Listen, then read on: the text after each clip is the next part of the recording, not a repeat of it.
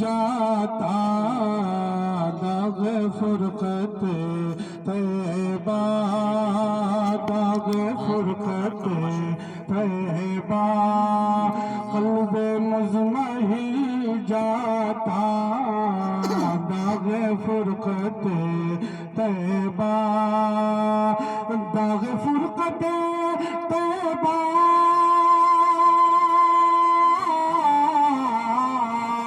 قلب مضمحل جاتا قلب مضمحل جاتا کاش گنبد خضرا کاش گنبد خضرا دیکھنے کو مل جاتا کاش گنبد خضرا کاش گنبد خضرا دیکھنے کو مل جاتا کاش گنبد خضرا موت لے کے آ جاتی زندگی مدینے میں بہت ہی پیارا شعر ملاحظہ کر لیں ذرا ایک بار جھوم کے بولیں سبحان اللہ موت لے کے آ جاتے زندگی مدینے میں موت لے کے آ جاتی موت لے کے آ جاتی زندگی مدینے میں موت لے کے آ جاتی موت لے کے آ جاتی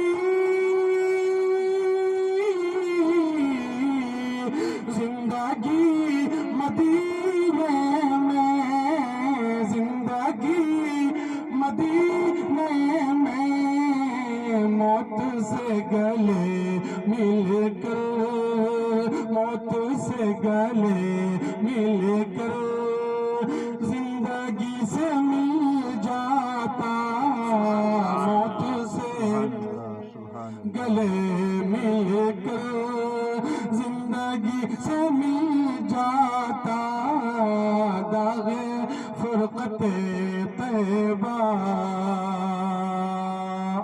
اور بہت ہی پیارا شعر ملاحظہ کریں آپ بیداری کے ساتھ بیٹھیں آپ ایک مرحوم کے اصال ثواب کے لیے آئے ہیں تو آپ بولتے رہیں آپ سبحان اللہ الحمدللہ کہیں گے تو ان کی روح کو یہ ثواب پہنچتا رہے گا مچل کے بولیے سبحان اللہ داغ فرقت طیبہ خلد زار طیبہ کا اس طرح سفر ہوتا خلد زار طیبہ کا خلد زار طیبہ کا اس طرح سفر ہوتا خلد زار طیبہ کا خلد زار طیبہ کا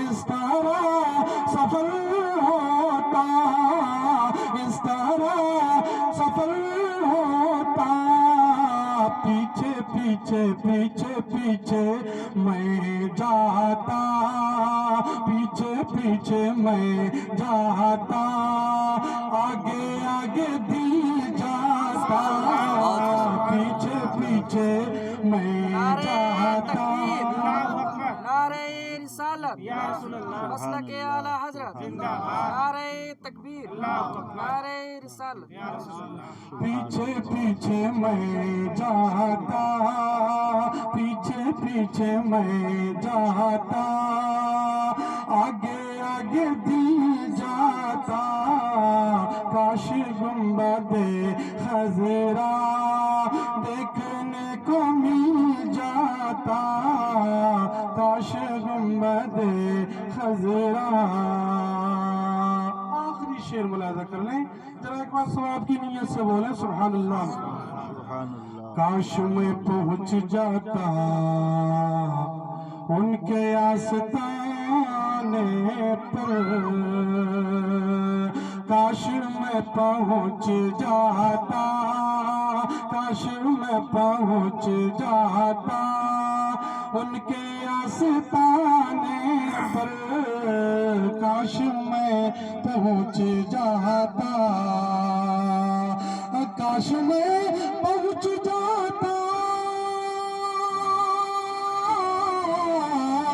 ان کے آستانے پر، ان کے آستانے پر، ان کے آستانے کی، ان کے آستانے کی خاک میں مل جاتا، ان کے آستانے کی خاک میں مل جاتا، داغ فرقت طیبہ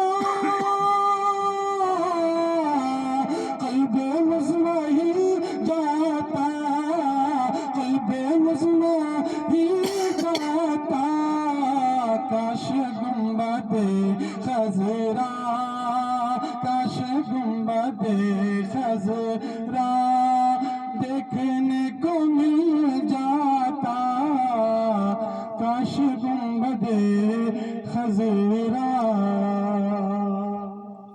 سبحان اللہ، سبحان اللہ۔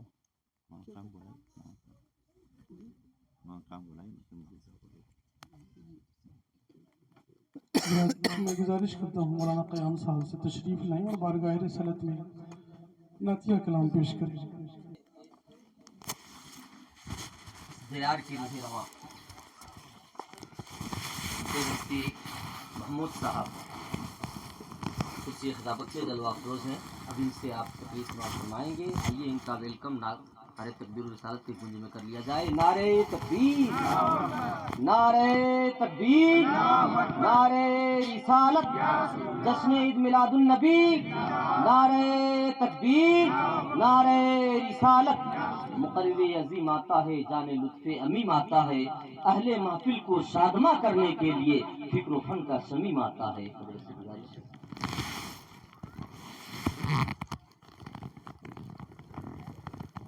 السلام علیکم ورحمۃ اللہ وبرکاتہ۔ الحمد للہ رب العالمین، والصلاة والسلام علی سید الانبیاء والمرسلین، وعلی آلہ وصحبہ اجمعین، اما بعد، فأعوذ باللہ من الشیطان الرجیم، بسم اللہ الرحمن الرحیم، وبشر الصابرین الذین اذا اصابتهم مصیبہ قالوا انا للہ وانا الیہ راجعون۔ آمنت باللہ صدق اللہ مولانا العظیم، وصدق رسولہ النبی الامین الکریم۔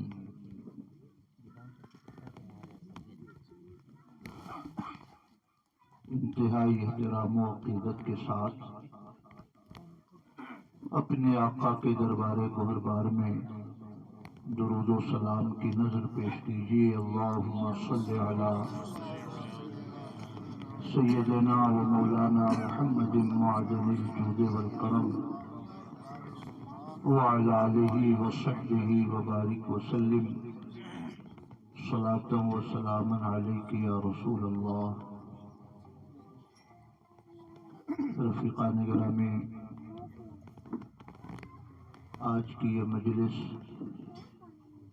عالی جناب احمد حسین صاحب نے اپنے صاحبزادے مظفر حسین مرحوم کے لیے منعقد کی ہے۔ سفر کے درمیان وہ اس دنیا سے رخصت ہوئے،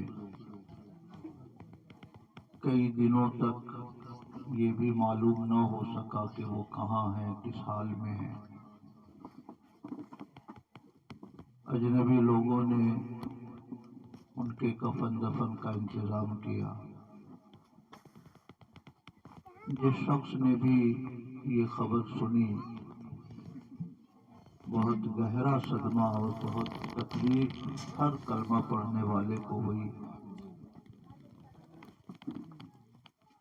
दुआ कर लीजिए अल्लाह रब्बुल इज़्ज़त उनके गुनाहों को मुआफ़ फरमाए, उनकी कब्र पे रहमतों की बारिशें नाजिल फरमाए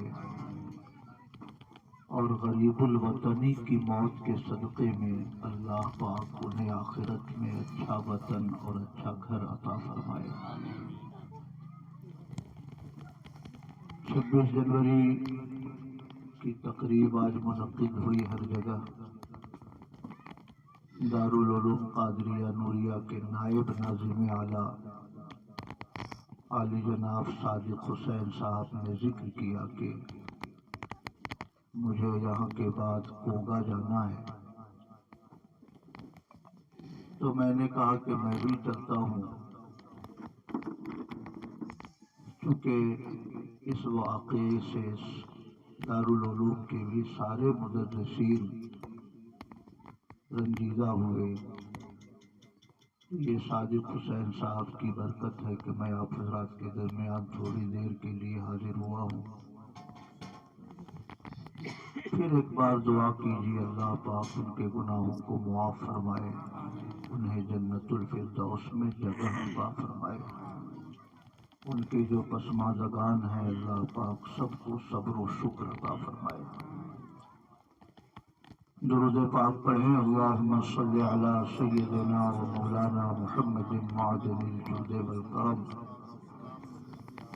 व अला आलिहि व सहबिहि व बारिक व सल्लिम सलातन व सलामन अलैका या रसूल अल्लाह। 2-3 शेर मनक़बत गौसे आज़म के पढ़ता हूँ, फिर चंद बातें अर्ज़ करके आपसे रुख़्सत होता हूँ। दुरूद शरीफ पढ़े। अल्लाहुम्मा सल्लि अला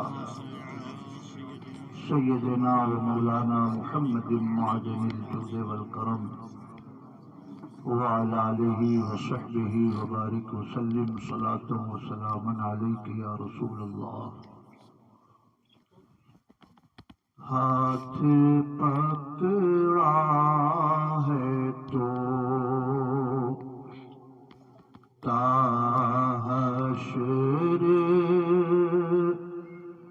निभाना या गौस। हाथ पकड़ा है तो ताहश्र निभाना या गौस। अब किसी हाल में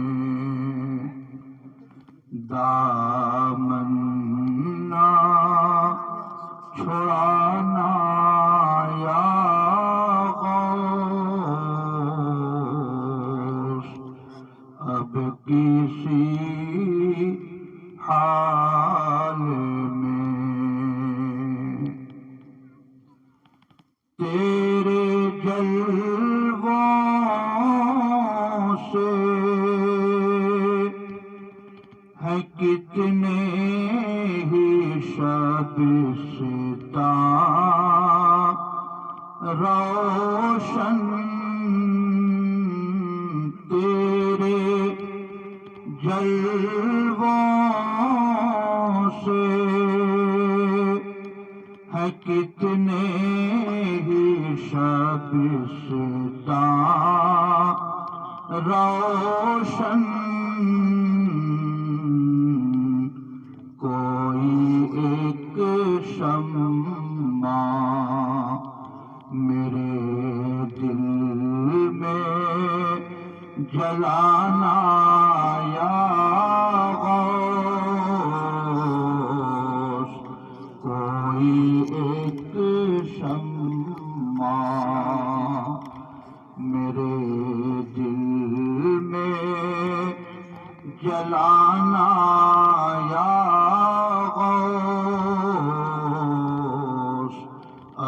کسی حال میں، جس طرح مدینہ شریف میں حضور کا ابر کرم یوں برستا ہے کہ آپ کے دل میں کوئی خواہش نہیں ہوگی کہ سرکار کی طرف سے اس کی تکمیل کی راہ پیدا کر دی جاتی ہے۔ تقریباً یہی کیفیت بغداد مقدس میں بھی رہتی ہے۔ سبحان اللہ۔ ہاتھ پکڑا ہے تو نسبت حلقہ بگوشی کا بھرم رہے جائے، نسبت حلقہ بگوشی کا بھرم رہے جائے، بہر امداد میری قبر میں آنا یا غوث، بہر امداد میری قبر میں آنا یا غوث، اب کسی حال میں۔ درود شریف پڑھیں۔ اللہم صلی علی سیدنا و مولانا محمد معدن الجود والکرم وعلی آلہ وصحبہ وبارک وسلم، صلاۃ و سلام علیک یا رسول اللہ۔ ہر شخص یہ کہتا ہے کہ مظفر حسین صاحب تنہا تھے، کوئی راستے میں نہیں تھا، نہ جانے کیسے موت ہوئی، کہاں اتارا گیا، کہاں کفن دفن ہوا۔ مگر سچی بات یہ ہے کہ اللہ کا ذکر کرنے والا اللہ کی رحمتوں کے ساتھ رہتا ہے، وہ اکیلا نہیں رہتا۔ حضور حافظ ملت مبارک پور تشریف لائے تو وہابیوں سے بھی مناظرہ ان کو کرنا پڑتا تھا اور شیعوں کی بھی تردید ان کو کرنی پڑتی تھی۔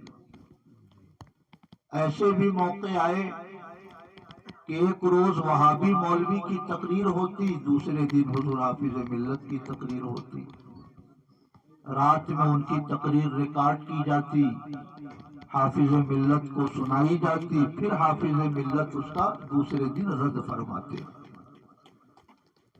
مخالفین کی تعداد بڑھ گئی تو کسی نے کہا حضور آپ اکیلے نہ سفر کیا کریں، کسی شاگرد کو، کسی عالم کو، کسی طالب علم کو ساتھ لے لیا کریں، کیونکہ مخالفین کی تعداد زیادہ ہے، کہیں کوئی نقصان نہ پہنچا دے آپ کو۔ تو حضور حافظ ملت نے فرمایا الحمدللہ عبد العزیز کبھی تنہا نہیں رہتا ہے، سبحان اللہ، اس کے رب کی رحمت اس کے ساتھ رہتی ہے۔ اس لیے آپ فکر نہ کریں، اللہ کو جب تک میری زندگی منظور ہے مجھے کوئی نقصان نہیں پہنچا سکتا ہے۔ عبد العزیز تنہا نہیں رہتا۔ یہ کیوں فرمایا؟ ایک حدیث کی روشنی میں فرمایا۔ اللہ رب العزت ارشاد فرماتا ہے انا جلیس من ذکرنی، جو میرا ذکر کرے میں اس کا ہم نشیں ہوتا ہوں۔ جلیس کا معنی ساتھ میں بیٹھنے والا۔ اللہ پاک جسم و جسمانیات سے پاک ہے تو وہ کسی کے ساتھ کیسے بیٹھ سکتا ہے؟ تو علماء اس کی تفسیر فرماتے ہیں کہ اللہ ہم نشیں ہوتا ہے اس کا معنی یہ ہے کہ اللہ کی رحمت کا سایہ اس کے اوپر ہوتا ہے. سبحان اللہ. انا جلیس و من ذکرنی، جو میرا ذکر کرے میں اس کا ہم نشی رہا کرتا ہوں. سبحان اللہ. اور ایک بڑی اچھی بات شیخ عبدالحق محدث دہلوی مدارج النبوت شریف میں ارشاد فرماتے ہیں کہ اے لوگو،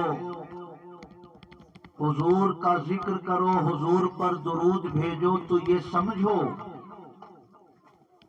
کہ وے صلی اللہ علیہ وسلم می بیند و می شنود کلام تورا، کہ وہ تمہیں دیکھتے بھی ہیں اور تمہاری گفتگو سنتے بھی ہیں. سبحان اللہ. یہ یقین دل میں رکھو اور اس یقین کے ساتھ درود پڑھو. حضور کیسے سنتے ہیں، حضور کیسے دیکھتے ہیں؟ تو آگے لکھتے ہیں شیخ عبدالحق، زیرا کہ وے صلی اللہ علیہ وسلم متصف است بصفات الہی، کیونکہ میرے پیغمبر اللہ کی صفتوں کے مظہر ہیں. اور اللہ پاک فرماتا ہے انا جلیس و من ذکرنی، جو میرا ذکر کرے میں اس کا ہم نشیں ہوتا ہوں. اللہ نے اپنے نبی کو اس صفت کا بھی مظہر بنایا ہے، تو جو نبی کا ذکر کرے نبی کی رحمت اس کی ہم نشیں ہوا کرتی ہے. سبحان اللہ. میرے بھائیوں، سارا مسئلہ حل فرما دیا شیخ عبدالحق نے، زیرا کہ وے صلی اللہ علیہ وسلم متصف است بصفات الہی، کیونکہ میرے پیغمبر اللہ کی صفتوں سے متصف ہیں، یعنی اللہ کی صفتوں کے وہ مظہر ہیں. جو خدا کا ذکر کرے خدا کی رحمت اس پہ سایہ فگن ہوتی ہے، اور جو نبی کا ذکر کرے نبی کی رحمت اس پہ سایہ فگن ہوتی ہے.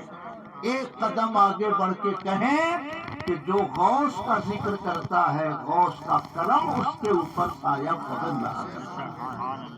سبحان اللہ. کیونکہ نبی کی صفتوں کے مظہر حضور غوث اعظم ہیں، اللہ کی صفتوں کے مظہر پیغمبر ہیں، اور پیغمبر کی صفتوں کے مظہر غوث اعظم ہیں.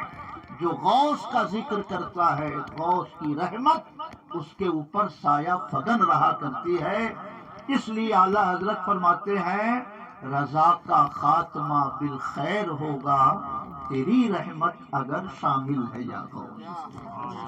سبحان اللہ. تیری رحمت اگر شامل ہے یا غوث، رضا کا خاتمہ بالخیر ہوگا، تیری رحمت اگر شامل ہے یا غوث.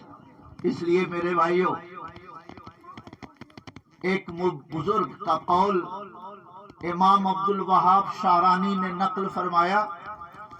بزرگ نے اپنے مرید سے فرمایا کہ فلاں فلاں ورد پڑھا کرو، اس سے تمہارا قلب منور ہوگا. 6 مہینہ مرید نے پڑھا مگر اس کے دل میں کوئی کیفیت نہیں پیدا ہوئی. الطبقات الکبریٰ میں امام عبدالوہاب شارانی نے اس کو نقل کیا ہے. میری بڑی پسندیدہ کتاب الطبقات الکبریٰ بغداد شریف کی ایک دکان میں ملی، مگر 3 کتاب کا دام 40,000 دینار. کتنا؟ 40,000 دینار. 3 کتاب مزید خریدی نجف شریف میں، 3 کتابوں کی قیمت 60,000. تو 40,000 میں وہاں اور 60,000 میں یہاں 1,00,000 دینار کی 6 کتابیں میں نے خریدی. الیواقیت والجواہر فی عقائد الاکابر، اس کی قیمت ہم نے پوچھی تو کہا 45,000. کمرے پہ گیا تاکہ پیسہ لا کے اس کو دوں تو کہا نہیں 65,000. تو 65,000 میرے پاس نہیں تھے تو چھوڑ کر آ گیا ہوں، مگر انشاءاللہ کوئی صاحب جانے والے ہوں گے تو وہ کتاب بھی میں ضرور حضرت علی مرتضیٰ کے دربار سے منگواؤں گا. کیونکہ فمحبوبی من الدنیا کتاب وَهَلْ أَبْصَرْتَ مَحْبُوبًا يُعَارُ، اس دنیا میں میرا محبوب صرف کتابیں ہیں، اور محبوب کسی کو ادھار میں نہیں دیا جاتا ہے، محبوب کسی کو ادھار میں نہیں دیا جاتا ہے۔ خیر، امام عبد الوہاب شارانی نے نقل فرمایا طبقات الکبریٰ میں کہ اس مرید نے کہا حضور اتنے دنوں سے میں آپ کا بتایا ہوا ورد پڑھ رہا ہوں مگر میرے دل میں کوئی تبدیلی نہیں پیدا ہوئی، میرے اندر کوئی کرامت کا کوئی نشان نظر نہیں آتا۔ مرشد نے، غالباً وہ سید علی خواص ہیں جو امام عبد الوہاب شارانی کے استاذ اور پیر ہیں، فرمایا نادان، جب تک تو اللہ کا ذکر کرتا رہا، اللہ کی رحمت کے ساتھ تو بیٹھا رہا، اللہ کے ساتھ بیٹھنے سے بڑی کون سی کرامت ہے جو تم تلاش کر رہے ہو؟ نادان، جتنی دیر تک تو بیٹھا رہتا ہے تو اللہ کی رحمتوں کے ساتھ بیٹھا رہتا ہے، اس سے بڑھ کر کون سی کرامت ہے؟ محبت سے کہیے سبحان اللہ۔ اس لیے میرے بھائیوں، جب کبھی دل میں خواہش پیدا ہو کہ میں اپنے رب کی رحمت کے سائے میں بیٹھوں تو اللہ کا ذکر شروع کر دو۔ کبھی دل میں ارادہ پیدا ہو کہ گنبد خضرا والے کے سائے میں بیٹھوں تو نبی پر درود بھیجنا شروع کر دو۔ اور کبھی دل میں آرزو مچلے کہ غوث اعظم کے قدموں کی برکت مجھے مل جائے تو بارگاہ غوث کے نغمے گنگنانا شروع کر دو، کیونکہ سید علی خواص نے فرمایا تمام دروازے بند ہو چکے ہیں سوائے 2 دروازوں کے، ایک دروازہ گنبد خضرا کے مکی کا دروازہ ہے اور دوسرا دروازہ بغداد کے تاجدار کا دروازہ ہے۔ محبت سے کہیے سبحان اللہ۔ اس لیے در بدر کی ٹھوکر نہ کھائیے، ہر بارگاہ میں اپنی جبین عقیدت خم نہ کیجیے، ہر دروازے پر ماتھا ٹیکنا یہ وفاداری کی نشانی نہیں۔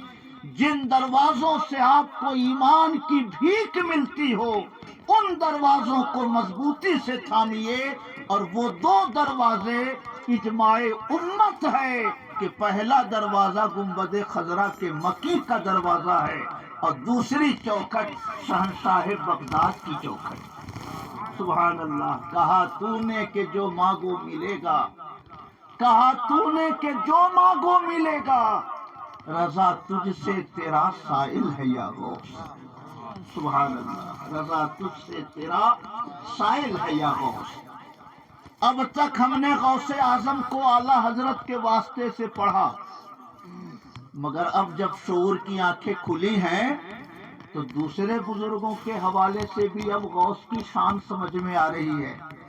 سبحان اللہ۔ شیخ عبدالحق محدث دہلوی کے والد شیخ سیف الدین دہلوی فرماتے ہیں، شیخ عبدالحق، ان کی کتاب ہے مرآت الحقائق، اس کتاب میں لکھتے ہیں کہ جب میرے والد کے انتقال کا وقت آیا مجھے بلایا اور فرمایا کہ ایک کاغذ پر یہ شعر لکھ دینا، اتیتو الی کریم بغیر زادن، کہ میں اپنے سخی کی بارگاہ میں بغیر کوئی توشہ لیے آیا ہوں، اور کسی سخی کے ہاں توشہ لے کے جانا یہ کوئی اچھی بات نہیں ہے۔ ہم صادق صاحب کے گھر جائیں اور اپنا کھانا لے کے جائیں تو انہیں اچھا لگے گا؟ ہم محمد حسین صاحب کے دروازے آئے اور روٹی لے کر آئیں انہیں اچھا لگے گا؟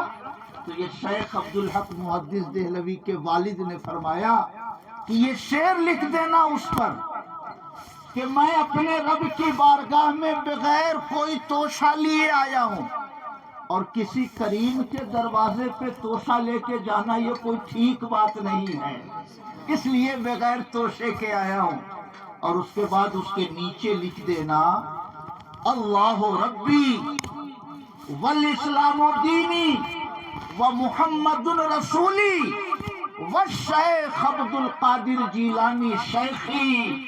ایک کاغذ پہ لکھ دینا کہ اللہ میرا رب ہے، اسلام میرا مذہب ہے، محمد عربی میرے پیغمبر ہیں، اور شیخ عبد القادر جیلانی میرے پیر و مرشد ہیں، یہ لکھ کر میری قبر میں لٹکا دینا۔ کیا سمجھ میں آیا؟ اعلیٰ حضرت امام احمد رضا سے 225 سال پہلے کے شیخ عبدالحق ہیں۔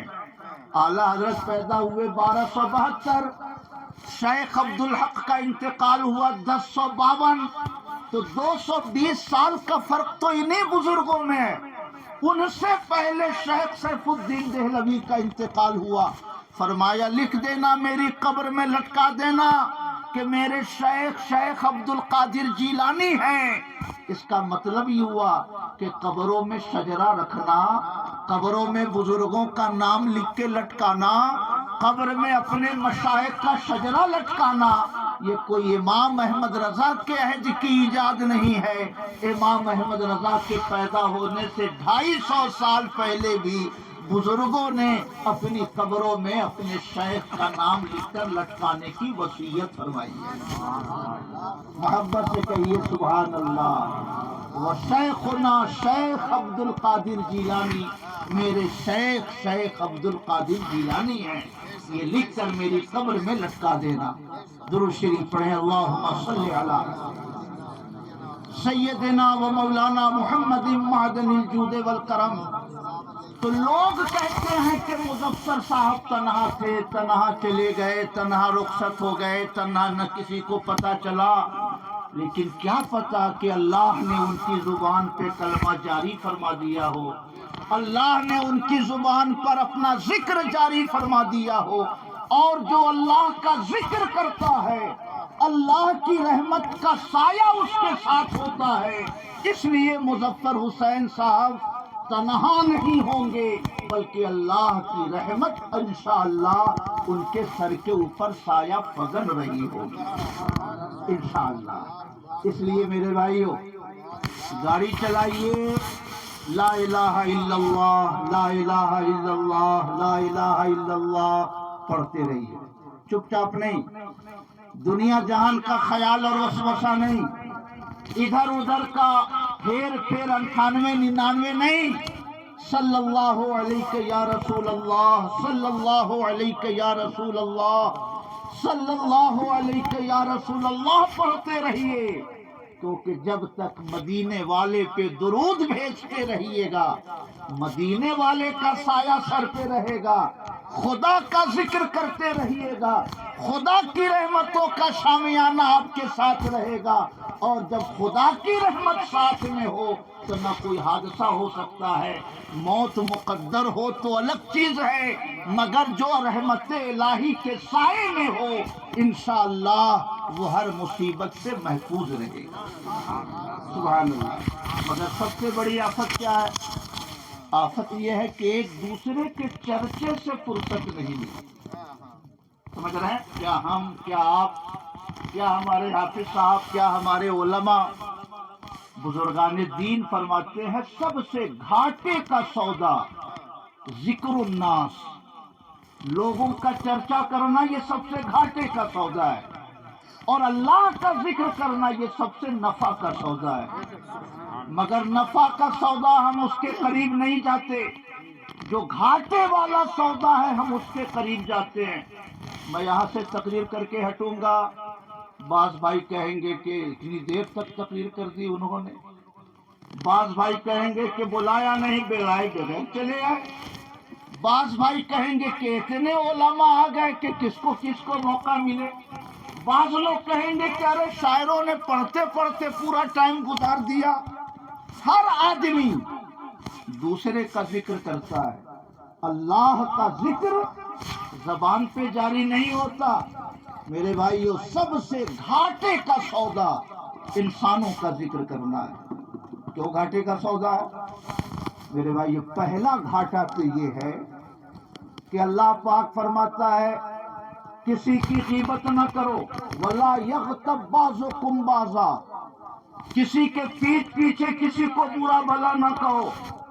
أَيُحِبُّ أَحَدُكُمْ مَنْ يَأْكُلَ لَحْمَ أَخِيهِ مَيْتًا، کیا کوئی بھی آدمی اپنے مرے ہوئے بھائی کا گوشت کھانا پسند کرے گا؟ بھائی کی لاش رکھی ہو دروازے پہ، کوئی گوشت کاٹ کے کھانا پسند کرے گا؟ تو جب مرے ہوئے بھائی کا گوشت کھانا پسند نہیں کرتے تو اس کی عزت کیوں کھا رہے ہو؟ اس کی آبرو کو کیوں نقصان پہنچا رہے ہو؟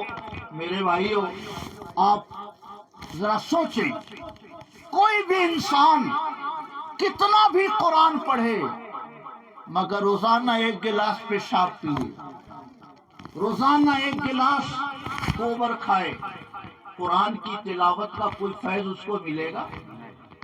درود شریف کی تلاوت کا کوئی فیض اس پہ جاری ہوگا؟ نہیں ہوگا۔ قرآن کی تلاوت کا فیض اسی وقت مل سکتا ہے جب آدمی زبان کو پیشاب سے بچائے، گوبر سے بچائے، شراب سے بچائے، مردار جانوروں کے گوشت سے بچائے۔ کوئی کتنا بھی وظیفہ پڑھتا ہو مگر آدھا کلو خنزیر کا گوشت روز پکا کے کھاتا ہو، کوئی فائدہ ہوگا اسے وظیفہ سے؟ اللہ کا ذکر یہ پاک شے ہے، پاک زبان سے جاری ہو تو اس کی برکت ملتی ہے۔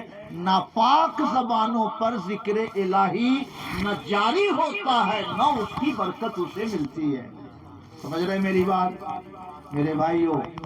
اس لیے سب سے پہلا کام ہے اپنی زبان کو گندگی سے بچائیں۔ اور گندگی کیا ہے؟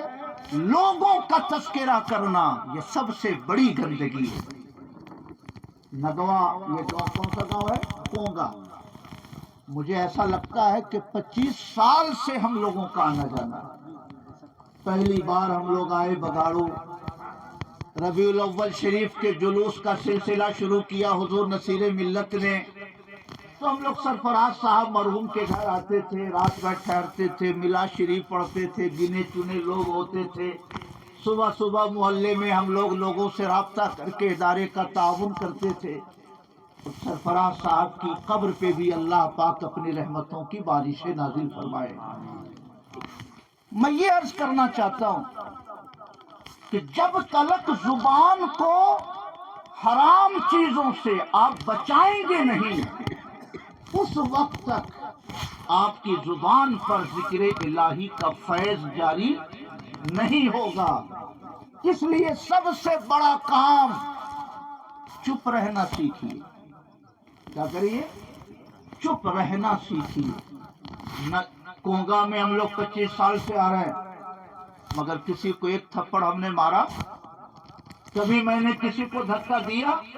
میں نے کبھی کسی کی زمین دبائی؟ میں نے کبھی کسی کا قرض لے کر قرض دبایا؟ نہیں۔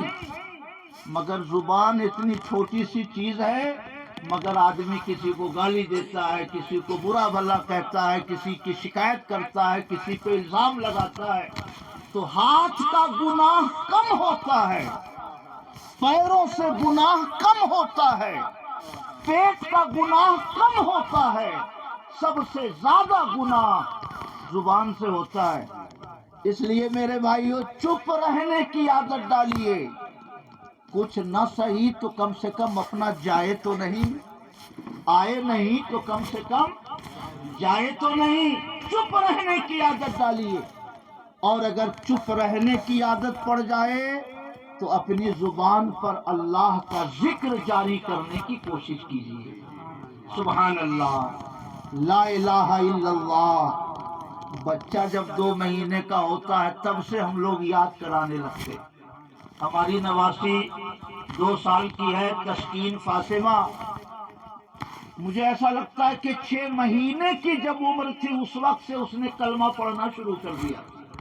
سمجھ رہے ہیں؟ یہ ہر مومن کی پہچان ہے۔ اپنے بچوں کو جو پہلی چیز سکھاتا ہے وہ کلمہ طیبہ۔ قرآن پڑھنا آتا ہو کہ نہ آتا ہو مگر کلمہ تو سب کو یاد ہے۔ اس لیے چپ رہنے کی عادت ڈالیے، اور اگر بولنا ہی ہے تو لا الہ الا اللہ، لا الہ الا اللہ، لا الہ الا اللہ، لا الہ الا اللہ پڑھیے۔ ترمذی شریف کی حدیث ہے کہ جب کوئی بندہ کہتا ہے لا الہ الا اللہ، یہ آواز عرش پہ جاتی ہے، عرش اعظم کا ستون ہلنے لگتا ہے۔ اللہ پاک فرماتا ہے اسکن ایھا العرش، اے عرش ٹھہر جا۔ ستون کہتا ہے مولا तूने पढ़ने वाले को अभी बख्शा नहीं है, मैं कैसे ठहर जाऊं? अल्लाह पाक फरमाता है मैंने बख्श दिया तो अर्श आजम का सुकून मुतहर्रिक होकर साकिन हो जाता है, ठहर जाता है। एक बार पढ़ने की ये बात, 100-200 बार की बात नहीं। एक बार पढ़ता है तो अर्श आजम के सुकून हिलने लगते हैं। अब अगर कोई बंदा रोजाना 100 बार पढ़े, कितनी बरकतें उसे मिलेंगी? रोजाना अगर 500 बार पढ़े, अल्लाह का कितना फजल उसके ऊपर होगा। इसलिए मेरे भाइयों, इंसानों का जिक्र ना करो। इंसानों का तस्करा करते हो तो तुम्हारी नेकियां उसके खाते में चली जाती हैं। अगर तस्करा करना है तो अपने मौला का जिक्र करो, जो हो सके पढ़ो, क्योंकि अगर एक बार भी तुमने कलमा तैयबा पढ़ लिया तो अर्श आजम तुम्हारी मग़फ़िरत के लिए बारगाह इलाही में अर्ज करने लगता है। सुभान अल्लाह। मेरे भाइयों, इसलिए इंसानों के जिक्र से अपनी जुबान बंद करो। नुकसान क्या है? नुकसान ये है कि जितनी देर हम लोग दूसरे के बारे में बोलते हैं, उतनी देर तक हमारी नेकियां उसके खाते में जाती है। समझ रहे हैं? आपने मुफलर लगा रखा है, हम उधर जाके कहें बड़ा मगरूर आदमी था, मुफलर बांध कर सामने में बैठा था, ये भी गीबत है। हर वो बात जो किसी को बुरी लगे, पीठ पीछे वो बात कहना गीबत है। मेरे भाई, अगर हम गीबत करते हैं तो हमारी नेकी उसके खाते में चली जाती है। सुभान अल्लाह। बसरा का रास्ता अच्छा नहीं था, 500 किलोमीटर की दूरी थी बगदाद मुअल्ला से, इसलिए टूर वाला वहां नहीं ले गया। मगर बड़ी शान वाले 2-3 बुजुर्ग वहां रहते हैं, इमाम अहमद कबीर रिफाई, हजरत हसन बसरी और हजरत राबिया बसरिया, 3 बड़े बुलंद पाया बुजुर्ग वहां रहते हैं। किसी ने कहा हजरत हसन बसरी से, हुजूर फला आदमी आपके बारे में ऐसा ऐसा कह रहा था। हजरत हसन बसरी खामोश रहे। हलवा बनवाया, प्लेट में रखा, अपने मुरीदों को लेके चल पड़े उसके घर। कहा मैं तुम्हारे लिए हलवा लाया हूं। उसने कहा हुजूर यहाँ आप तशरीफ लाए, आप मुझे खबर करवा देते, मैं आ जाता आपके दरवाजे पर। हजरत हसन ने फरमाया मुझे खबर मिली कि तुमने मेरी शिकायत की है, मेरे खिलाफ तुमने कुछ बोला है, तो तुम्हारी नेकियां मुझे दे दी गई, तो तुमने मुझे नमाज रोजे की नेकी दे दी, मैं तुम्हें अपनी नेकी तो ना दे सका, तो मैंने सोचा कम से कम हलवा बनाकर तो तुम्हें पेश कर दूं, इसलिए मैं हलवा लेकर तुम्हारे पास आया। कहिए सुभान अल्लाह। इसलिए ये न समझिए कि चौराहों पे बैठकर हम शिकवा शिकायत करते हैं तो उसको नुकसान होता है। उसका नुकसान हो के ना हो, अपना नुकसान होता है। जो नमाजें पढ़ी वो सवाब उसके खाते में, जो कुरान पढ़ा वो सवाब उसके खाते में, जो दुरूद पढ़ा वो सवाब उसके खाते में। एक तो नेकियां हम कम करते हैं और वो नेकी भी हमारे मुखालिफिन के खाते में चली जाए, इससे बड़ा घाटे का सौदा और क्या हो सकता है। समझ रहे मेरी बात? इसलिए चुप रहने की आदत डालिए। फुला साहब किसी के बारे में बोल रहे हो, हाँ में हाँ ना मिलाइए। फुला साहब किसी के खिलाफ कुछ बक रहे हो, आप उसमें शरीक ना होइए, हट जाइए वहां से, क्योंकि गीबत का सुनने वाला भी गीबत में शामिल होता है। समझ रहे हैं? चुप रहिए ताकि कम से कम आए नहीं तो जाए तो नहीं। समझ रहे हैं? हजरत फुज़ैल इब्न अयाज से किसी ने फरमाया, हुजूर मुझे मालूम हुआ कि आप मेरे बारे में कुछ बोल रहे थे। हजरत फुज़ैल इब्न अयाज ने फरमाया, मैं इतना बेवकूफ़ नहीं हूँ कि अपनी नेकियां तुमको दे दूँ, इसलिए इस चक्कर में न रहना कि मैं तुम्हारे बारे में कुछ बोलूंगा, मैं अपनी नेकियां किसी को नहीं दे सकता। हजरत फुज़ैल इब्न अयाज फरमाते थे कि अगर गीबत करना जायज होता تو میں اپنی ماں کی غیبت کرتا، کیونکہ میری نیکیوں کی مستحق سب سے زیادہ میری ماں ہے۔ کہیے سبحان اللہ۔ اس لیے میرے بھائیوں، اندھا کو بھی اندھا مت کہیے، کانے کو بھی کانا مت کہیے، لنگڑے کو بھی لنگڑا مت کہیے، اپنی زبان پر انسان کا ذکر مت لائیے۔ ذکر کرنا ہے خوبیاں بیان کیجیے، ذکر کرنا ہے تو خوبیاں بیان کیجیے، فلاں بہت اچھا آدمی ہے، فلاں بہت نیک آدمی ہے۔ انسانوں کا ذکر شکایت کے ساتھ یہ دنیا کا سب سے نقصان دہ سودا ہے، اور سب سے فائدہ مند سودا یہ ہے کہ اللہ کا ذکر کیا جائے۔ کہیے سبحان اللہ۔ اور میرے بھائیوں، کپڑا گندا ہو تو سب سے پہلے صابن چاہیے، ہے نا؟ یہ ہمارے بھائی، کیا نام آپ کا؟ شعیب اختر، کہاں گئے؟ اتنا اچھا کپڑا پہن کے آئے، اگر داغ لگا ہو کپڑے پر تو پریس کی حاجت نہیں ہے، پہلے صابن کی ضرورت ہے۔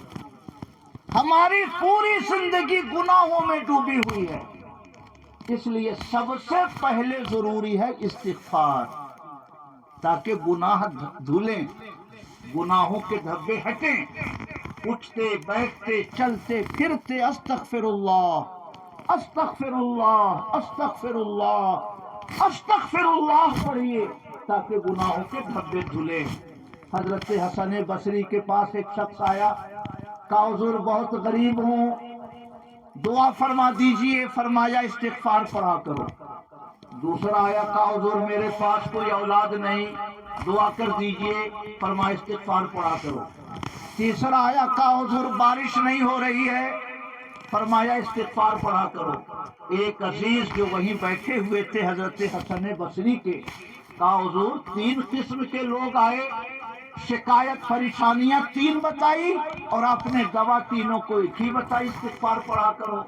تو انہوں نے قرآن مقدس کی آیت پڑھی، 28ویں پارے میں سورہ نوح میں ہے، حضرت نوح علیہ السلام کا قول اللہ نے ذکر فرمایا، فَقُلْتُ اسْتَغْفِرُوا، میں نے اپنی قوم سے کہا ہے میری قوم کے لوگوں استغفار کیا کرو۔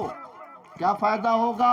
انہو کان غفارا، اللہ تعالی بخشنے والا ہے، یمددکم بے اموال و بنینا ویجعل لکم انہارا، اگر تم استغفار کرو گے تو اللہ تعالی مال سے بھی تمہاری مدد کرے گا، اولاد سے بھی تمہاری مدد کرے گا، اور تمہارے لیے وہ پانی کی نہریں جاری فرما دے گا۔ 3 فائدہ حضرت نوح نے بتایا، مال سے مدد ہوگی تو غربت دور ہو جائے گی، اولاد سے مدد ہوگی تو نسل تمہاری جاری ہو جائے گی، اور اللہ تعالیٰ پانی کی نہریں بہا دے گا تو تنگ دستی اور خشک سالی ختم ہو جائے گی، تمہارے کھیتوں میں کھیتیوں کی پیدائش بڑھ جائے گی۔ سبحان اللہ۔ اس لیے میرے بھائیوں، سب سے پہلے استغفار، تاکہ گناہوں کے دھبے دھلیں، اس کے بعد لا الہ الا اللہ، تاکہ سینے میں ایمان کا اجالا پھیلے، اس کے بعد تسبیح و تہلیل، تاکہ اللہ کی پاکی کے صدقے میں تمہارا وجود بھی گناہوں سے پاک ہو جائے۔ محبت سے کہیے سبحان اللہ۔ مگر انسانوں کے ذکر سے فرصت ملے تب تو، انسانوں کے تذکرے سے فرصت ملے تب تو۔ اس لیے میرے بھائیوں، اللہ کا ذکر اپنی زبانوں پہ جاری کیجئے اور ایک دوسرے کے تذکرے سے بچیے۔ سبحان اللہ۔ حضور حافظ ملت قطب زمانہ تھے، غوث وقت تھے، لوگوں نے انہیں عالم سمجھا، لوگوں نے انہیں حافظ سمجھا، مگر وہ دنیائے روحانیت کے عظیم تاجدار تھے۔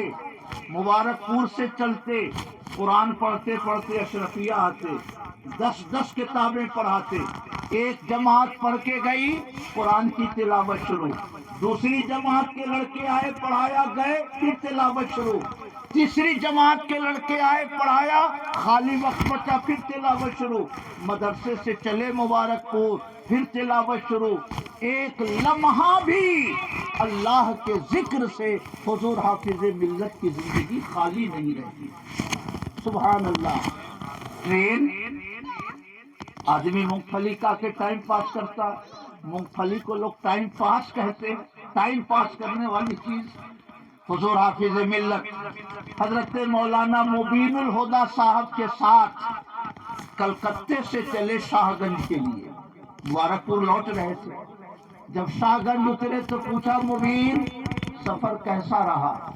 उन्होंने अर्ज किया, हुजूर आपकी दुआओं के साए में सफर हुआ, इससे अच्छा सफर क्या होगा? हुजूर हाफिज मिल्लत ने फरमाया, मैं वो नहीं पूछ रहा हूँ, मैं ये पूछ रहा हूँ कि अल्लाह ने कुछ जिक्र की तौफीक दी। हुजूर मुबीन मिल्लत चुप रहे। तालिब इल्मी का जमाना, नौ उम्री का जमाना, आदमी फजूलियात में ज्यादा वक्त हम जैसे लोग गुजारते हैं, चुप रहे। हुजूर हाफिज मिल्लत ने फरमाया, अल्हम्दुलिल्लाह, हावड़ा से अब्दुल अजीज ने कुरान पढ़ना शुरू किया था और यहाँ पहुँचते पहुँचते अल्लाह ने अब्दुल अजीज को एक खत्म कुरान पढ़ने की तौफीक अता फरमाई। सुभान अल्लाह, सुभान अल्लाह। बेनिशानों का निशान मिटता नहीं, मिटते मिटते नाम हो ही जाएगा। मेरे भाइयों, एक अजीब जिंदगी गुजारी, बुजुर्गों की जिंदगी का आईना माजी करीब में देखना हो तो हुजूर हाफिज मिल्लत को पढ़िए, हुजूर हाफिज मिल्लत के किरदार को देखिए, आपको बुजुर्गों की सीरत का चलता फिरता नमूना हुजूर हाफिज मिल्लत की जिंदगी में मिल जाएगा। सुभान अल्लाह। मेरे भाइयों, इसलिए मैं आपसे 2-3 बातें करता हूँ। नमाज न छोड़िए। मुजफ्फर हुसैन साहब अचानक चले गए, ऐसा नहीं कि मुजफ्फर हुसैन ही साहब के लिए ऐसा था, हम भी जा सकते हैं, आप भी जा सकते हैं। हम में से कोई भी मौत का वक्त आ जाए दुनिया से रुखसत हो सकता है। इसलिए नमाज न छोड़िए, क्योंकि नफल इबादतें फर्ज को छोड़ने के बाद मकबूल नहीं होती हैं। अल्लाह के पैगंबर फरमाते हैं, अस्सलातु इमादुद्दीन, नमाज ये दीन का सुतून है। जैसे पिलर के बगैर छत कायम नहीं रह सकती, उसी तरह नमाज के बगैर आदमी का दीनो ईमान सलामत नहीं रह सकता। इसलिए कहीं रहिए, कभी भी रहिए, मगर नमाजों को मजबूती से थामिए, क्योंकि यही ईमान का सुतून है। जो नमाज कायम करता है गोया वो अपनी जिंदगी में दीन की एक इमारत तामीर किया करता है। और नमाज के बाद अल्लाह ताला तौफीक दे तो इंसानों का जिक्र छोड़िए। जब जब दिल में ख्याल आए कि कुछ खिलाफ में बोलूं, उस वक्त कलमा पढ़ना शुरू कर दीजिए। जब जब दिल में ख्याल आए कि फलां के बारे में कुछ बकूं, अस्तगफिरुल्लाह पढ़ना शुरू कर दीजिए। जब जब दिल में किसी की शिकायत पैदा हो, सल्लल्लाहु अलैहि या रसूल अल्लाह पढ़ना शुरू कर दीजिए। सुभान अल्लाह। एक बुजुर्ग गुजरे हैं, शेख अबुल मवाहिब शाज़िली। इमाम अब्दुल वहाब शारानी ने तबकातुल कुबरा में जिक्र फरमाया, हुजूर का दीदार उनको बहुत कसरत से होता था। फरमाते हैं कि आका ने फरमाया, बेटे किसी की गीबत न किया करो, और अगर गीबत हो ही जाए तो कुल हो अल्लाहु अहद, कुल औज़ु बिरब्बिल फलक और कुल औज़ु बिरब्बिन नास पढ़कर उसकी रूह को बख्श दो, ताकि गीबत की वजह से जो नुकसान हुआ, जब इन आयतों का सवाब उसको पहुंचेगा तो उम्मीद है कि अल्लाह पाक क़यामत के दिन तुमको गीबत के मुआखज़े से बरी फरमाए। सुभान अल्लाह। जंतरी में मैंने ये पढ़ा था बहुत पहले कि गीबत किसी की कर लो तो कुल हो अल्लाहु अहद पढ़ के बख्श दो, मगर शेख अब्दुल वहाब शारानी की उस किताब में मैंने पढ़ा कि आका ने ख्वाब में ये इरशाद फरमाया। कहिए सुभान अल्लाह। फरमाते हैं शेख अबुल मवाहिब शाज़िली के हुजूर ने मेरी पेशानी चूमी, میں نے کہا حضور اتنا بڑا کرم کیسے فرمایا آپ نے؟ آقا نے فرمایا میں ان لبوں کو چوم رہا ہوں جو ہونٹ میرے اوپر روزانہ صبح کو بھی 1000 بار درود بھیجتا ہے اور شام کو بھی میرے اوپر 1000 بار درود پڑھاتا ہے۔ کہیے سبحان اللہ۔ کسی مجلس میں شیخ ابو المواہب فاضلی بیٹھے ہیں، ایک شعر پڑھا، محمد بشر لا کالبشری بل ہوا یاقوتم فیما بین الحجری۔ محمد بشر تو ہیں مگر عام بشر کی طرح نہیں ہیں، بلکہ جیسے پتھروں میں یاقوت بے مثال ہوتا ہے ویسے ہی انسانوں میں میرے پیغمبر بے مثال ہیں۔ آقا خواب میں آئے، فرمایا غفر اللہ لکا ولجمیع من حضر فی مجلسک، تمہیں بھی اللہ نے بخش دیا اور تمہاری مجلس میں جتنے لوگ بیٹھے تھے اللہ نے سب کو بخش دیا۔ کہیے سبحان اللہ۔ اس سے کیا سمجھ میں آیا کہ اگر کوئی انسان محبت سے نبی کی نعت پڑھے تو آقا اس سے خوش ہوتے ہیں، اور نعت کے صدقے میں وہ پڑھنے والا، محبت سے وہ سننے والا اللہ کے فضل سے بخش دیا جاتا ہے۔ کہیے سبحان اللہ۔ اس کے بعد شیخ ابو المواہب فاضلی کسی بھی مجلس میں جاتے تو یہ شعر ضرور پڑھتے تھے، محمد بشر لا کالبشری بل ہوا یاقوتم فیما بین الحجری۔ محمد بشر تو ہیں مگر عام انسانوں کی طرح نہیں ہیں، جیسے پتھروں میں یاقوت بے مثال ہوتا ہے اسی طرح انسانوں میں میرے پیغمبر بے مثال ہیں۔ کہیے سبحان اللہ۔ میں بہت شکر گزار ہوں آپ حضرات کا کہ آپ سب نے تھوڑی دیر میری باتیں غور سے سنی، مگر میں چلتے چلتے وہی گزارش کرتا ہوں، نماز کو مضبوطی سے تھامیے۔ پہلا رجسٹر قیامت کے دن نماز کا کھلے گا، جس کا یہ رجسٹر کلیئر رہے گا باقی رجسٹر بھی فضل الہی سے آسان کر دیا جائے گا۔ جو اسی آڈٹ میں پھنس گیا سارا حساب اس کا پھنستا چلا جائے گا، اس لیے نماز کو مضبوطی سے تھامیے۔